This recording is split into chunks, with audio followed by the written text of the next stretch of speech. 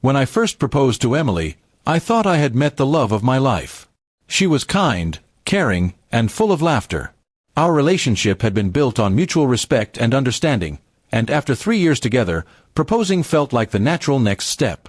Both of us came from different backgrounds. I was from a middle-class family, while Emily's parents were a bit more traditional and proud of their status. Still, I thought love would bridge any differences. The first time I went to visit her parents after the engagement, things seemed normal. Her mother, Mrs. Hughes, was polite but distant, while her father was quiet and observant.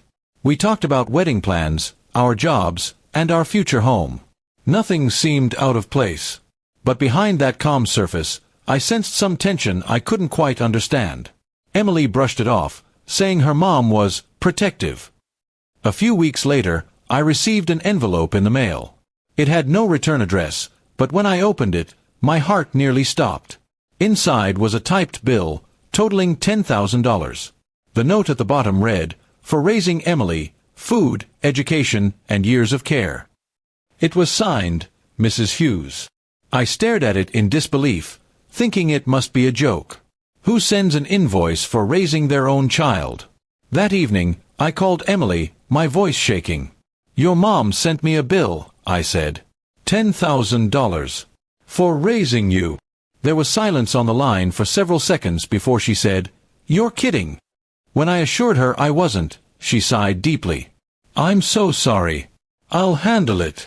The next day, Emily visited her parents' house and confronted her mother.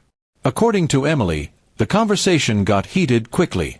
Her mom claimed it was symbolic, a way to test if I was truly committed. Emily told her that love wasn't about paying for someone's upbringing. But Mrs. Hughes insisted that a man who valued her daughter should be willing to give back to the family that made her. When Emily told me all this, I was stunned. I had always treated her family with respect, never expecting such a demand. I told Emily I wouldn't pay a cent, not out of pride, but principle. "Love isn't a transaction," I said. "If your mom thinks marriage means buying you, then she doesn't understand what we have." Emily agreed, but I could tell she was torn. Over the next few days, tension grew between us. Her mother kept calling her, insisting that if I couldn't honor her request, maybe I wasn't the right man. Her father stayed silent, which made me think he quietly disagreed but didn't want to get involved. Emily and I tried to stay strong, but every conversation about wedding plans turned into a debate about her parents. Finally, one weekend, Emily asked me to meet her at a cafe near her office. She looked tired, eyes red from crying. I knew something was wrong before she spoke. "Mom says she won't come to the wedding unless you pay," she said quietly. "And she's telling relatives not to attend either." I couldn't believe how far her mother was willing to go. I reached across the table and held her hand. "Emily, I love you," I said. "But if your mom can't accept us without a price tag, we need to decide what kind of marriage we're building. One built on peace, or pressure." Emily didn't answer right away. She looked out the window, wiping a tear. "I don't want to choose between you and my family," she whispered. That night, she went home to talk to her parents one last time. I waited anxiously for her call. Hours passed before my phone finally rang. Her voice was trembling. "I told Mom I'm marrying you with or without her blessing," she said. "She said if I do, I'm no longer welcome in the house." The next morning, Emily showed up at my apartment with a small suitcase.